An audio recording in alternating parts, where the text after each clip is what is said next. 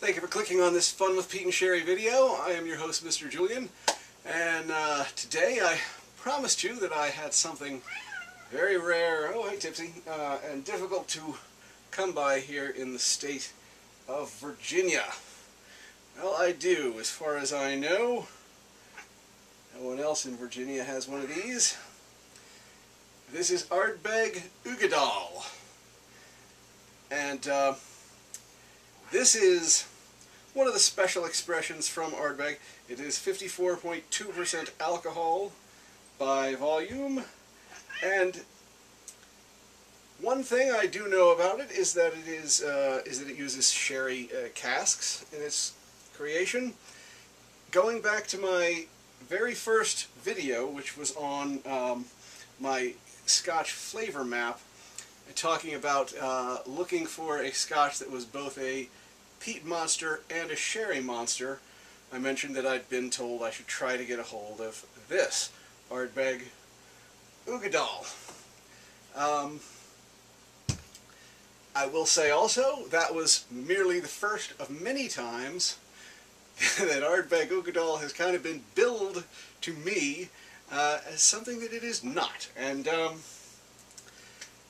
certainly this is no sherry monster. I'll just put it that way for now. Let's dive in here and see what's going on. Anything we need to know here? Uigeadail. A special vatting, different styles of Ardbeg marrying together, traditional deep smoky notes, luscious sweet raisiny tones of old ex-sherry casks. Old ex-sherry casks. I wonder what that means, old. Refilled? Second fill? Third fill? Fourth fill? Tell you what we get at the top of the bottle. Ardbeg Sweet Smoke. Ardbeg is smoky, but almost, it's such a sweet smoke that it just almost doesn't seem like smoke at all to me. You get like Lefroy's much more oily. Lagavulin much kind of more peppery.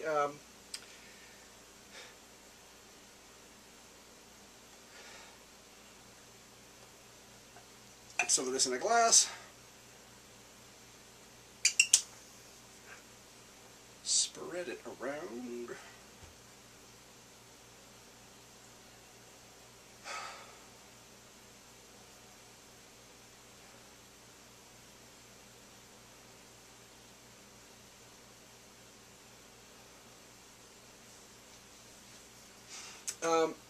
Still mostly vanilla, a tiny bit of black cherry in the background.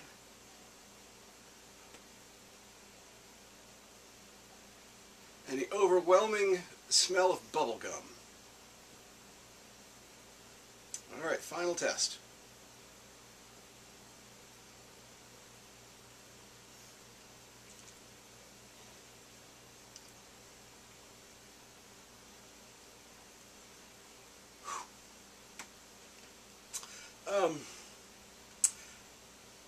Harsh, and I'm one who doesn't complain about that very often. We'll see what a little water does to it. Otherwise I probably wouldn't have another sip.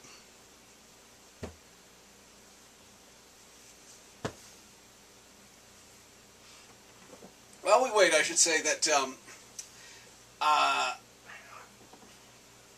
I had a taste of Ardbeg Uigeadail at Whisky Fest, and so I already knew that this was not going to be my favorite, but I'm still looking forward to having it because it does have interesting flavors in it, and it's just sort of unique. It is very highly rated in many places by many people. There is at least one popular compilation of user reviews sort of Scotch website that has Ardbeg Uigeadail at the very top. At least one other, a couple of reviewers have it in literally the top spot. I'm not saying those people are idiots. Let me give you one reason for that. I was recently in Thailand. While I was over there, I picked up a bottle of Balvenie Doublewood, which, as you may know, I like a great deal. It's a great Scotch. And boy, the Scotch in the bottle called Balvenie Doublewood in Thailand, it wasn't the same thing. And I mean, it wasn't even particularly close to being the same thing. I'm not sure whether it was really a Balvenie Scotch at all. It certainly had no perceptible quantity of sherry influence. It tasted not bad at all. It was sort of a nutty Scotch with toasted oak and a buttery sort of a flavor. Not bad, as I said. Just, it was odd to find it in a bottle. When you're in a different continent, the point is you're from someone else who has a bottle of the same whiskey. The story behind your different bottles and how they got to where they are, and what the recipe was at the time when they were made, and was it a great day? Was it a kind of a misfired batch? These bad batches, they happen sometimes. So, and you know, it wouldn't surprise me if someone, you know, Balvenie decided that, you know, their bad batch would go to Thailand.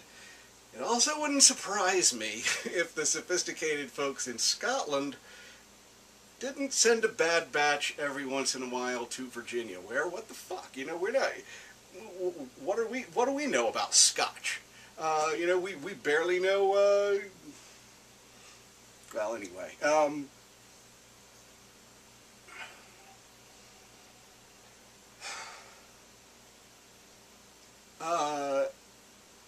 the water, I can now smell soap. When I was at Whiskey Fest and I had this, I thought it was okay, but it was the only time in the entire evening I did not finish the drink that they poured me. It was just, it was heavy. It was really heavy, and at the time I didn't know whether that meant whether I really liked it or whether I really didn't like it, but I knew it was just too heavy for me. And so now you'll note it's been a few minutes, and a good Scotch, the glass hops back up to your lips almost whether you call it back or not. You will note this glass is not hopping back to my lips. I'm going to have to you know, make a very conscious decision to lift it back to my lips again when I do so. Well, I guess I've put it off as long as I can. Time to have another drink of Ardbeg Uigeadail.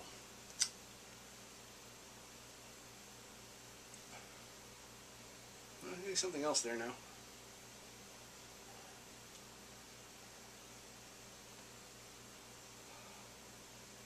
Rotting logs floating in a still pool.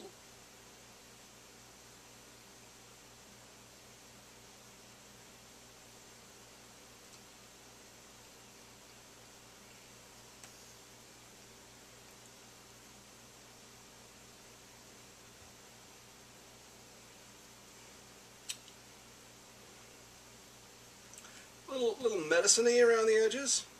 Still a bit harsh after some water. Some of the mintiness that came in to the core of Reckon that I mentioned last week after water. You can detect that here. And just sweetness. Sugary, syrupy, a syrupy sweetness that I could describe as very thick and really very cheap.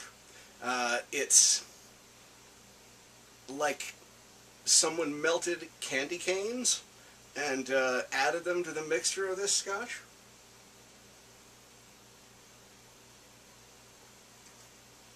And bubblegum. Yes, very, very much bubblegum. Now, I mentioned a bad batch. It's like the one I had at Whiskey Fest. I remember that it was not my favorite scotch. I don't remember it being so straight up candy cane and bubblegum as this, though.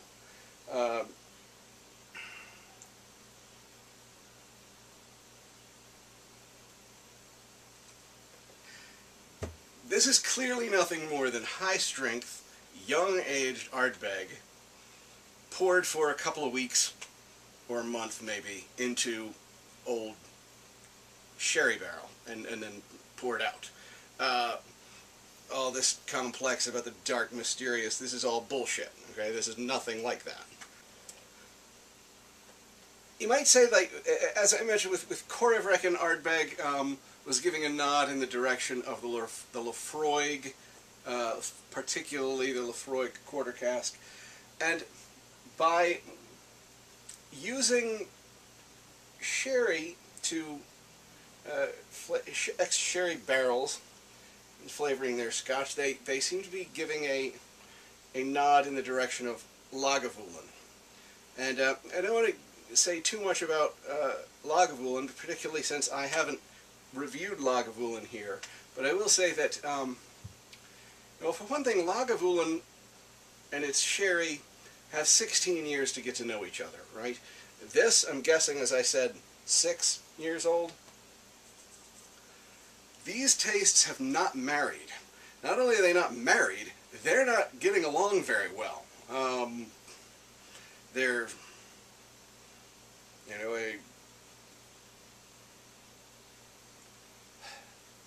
Ardbeg's sweet smoke plays very well by itself, but when touched on by this other sweetness, that's when something heavy and cloying enters the mix. And this is not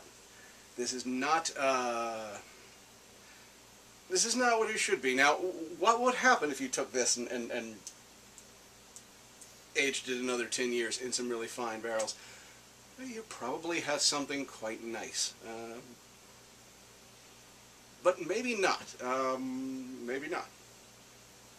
I would say of everything I've had from Ardbeg, you will want to stay away from Ardbeg Uigeadail.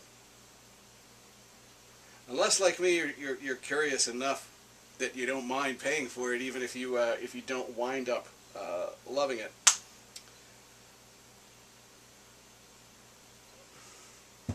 You know what? Hang on a second.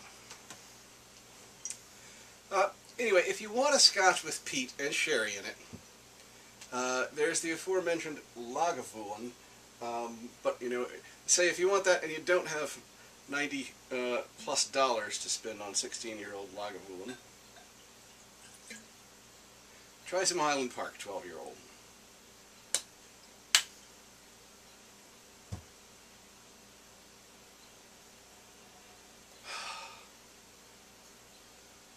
I tell you, side by side, this is not going to go well for Ardbeg Uigeadail.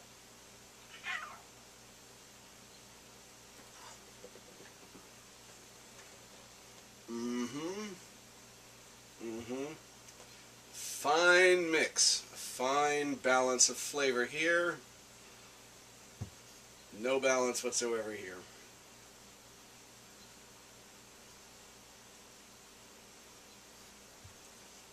Here, full of sweet smoke and candy-ass bubblegum sherry flavor. Here you really don't get either, you don't really perceive either smoke much or sherry, because they've married so fully that what you taste is a completely new third taste. It's almost It's a very deep spice. I get oregano.